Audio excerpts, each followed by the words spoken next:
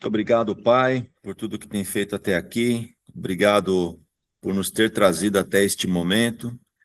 E sabemos que muito mais o Senhor tem ainda durante essa caminhada, essa jornada deste imersão deste ano.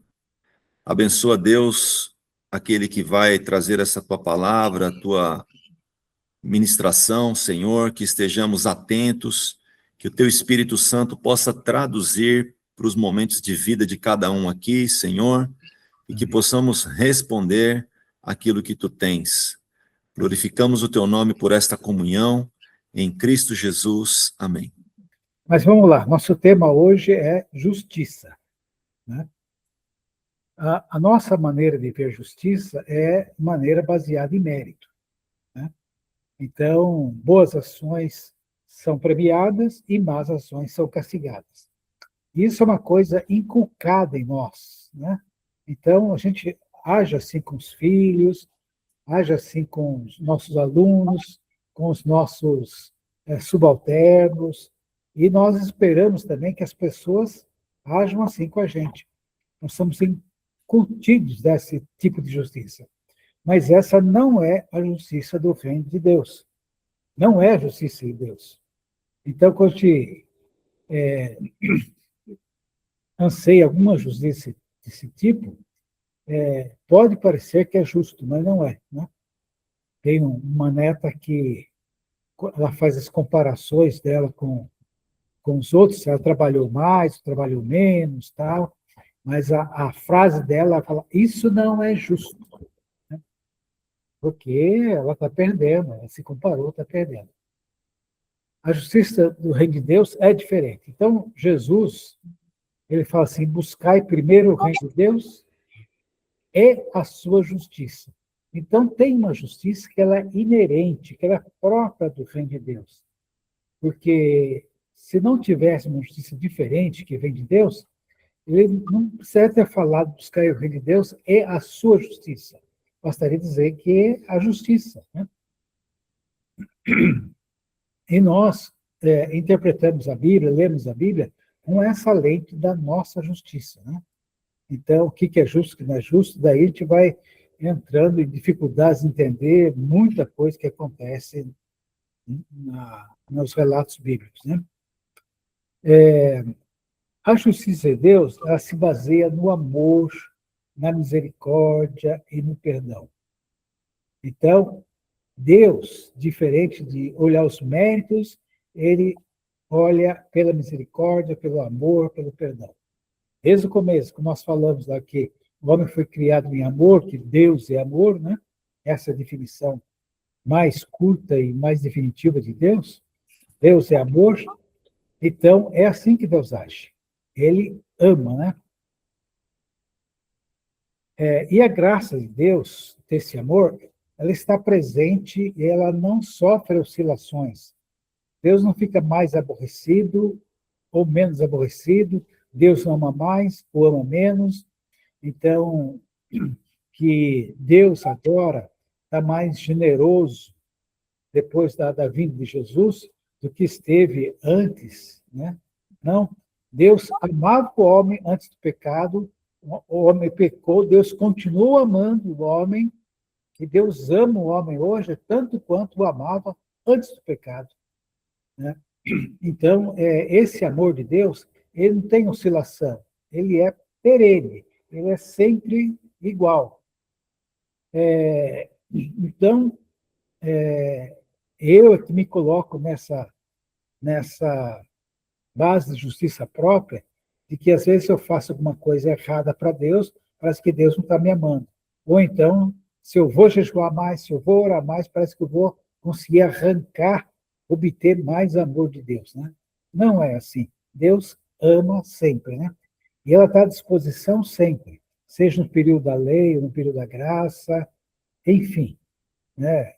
Seja antes de Jesus, antes de Cristo, depois de Cristo, o amor de Deus, ele é perene.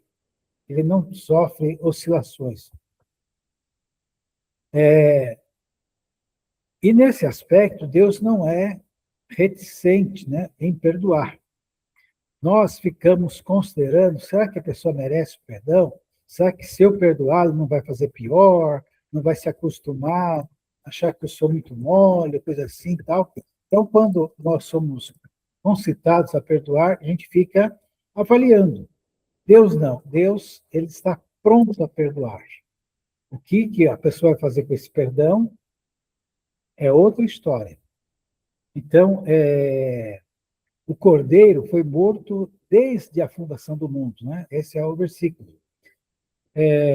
Então, todo homem tem um crédito grátis para nós, né? Para usar dele. Então, quando nós pecamos e nos arrependemos, Deus não vai avaliar se vai perdoar ou não. O perdão já está disponível para nós. É como se nós tivéssemos um crédito, né, no banco a nosso favor. Então, nós vamos lá e sacamos esse crédito, né?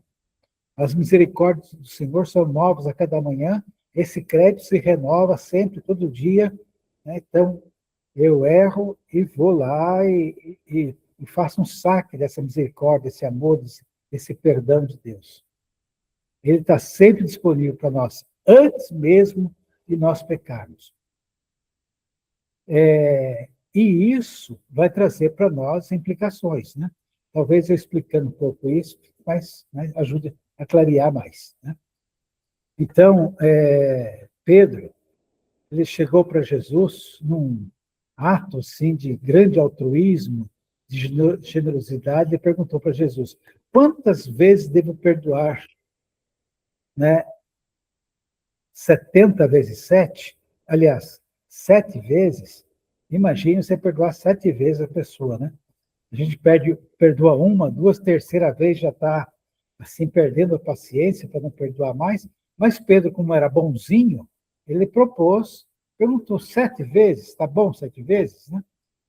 Acho que eu imagino que ele imaginava, falou, não, Pedro, não precisa tanto não, né? Você 2, 3 vezes aí tá bom. Mas o que Jesus responde é uma surpresa muito maior ainda, né? 70 vezes 7. E essa 70 vezes 7 não é uma fórmula matemática. Não dá um resultado de 490. Isso assim, você perdoa infinitamente. Perdoa. Não fica contando quando você tem que perdoar. Bom, então, se nós devemos perdoar como Deus nos perdoa, imagina o seguinte, né? A pessoa, o meu próximo, meu irmão, a pessoa com quem eu me relaciono, ela tem um crédito comigo. Ela tem um crédito de perdão comigo. Então, quando ela apronta, ela me ofende, né? Em vez de eu responder com ofensa, me sentir ofendido, não. Eu devo, assim como Deus tem lá um depósito, está disponível para mim, eu devo liberar esse perdão para ela, sem esperar que ela venha se arrepender, fazer jus, merecer o meu perdão. Ela me ofende, mas ela tem um depósito maior do que a ofensa dela comigo. Então, digamos, né? Pegar um exemplo aqui que não acontece. O Dio me ofende. Em vez de eu ficar com cara amarrada com o Dio, de eu ficar remoendo, eu não devia ter dito isso, etc, etc. Não.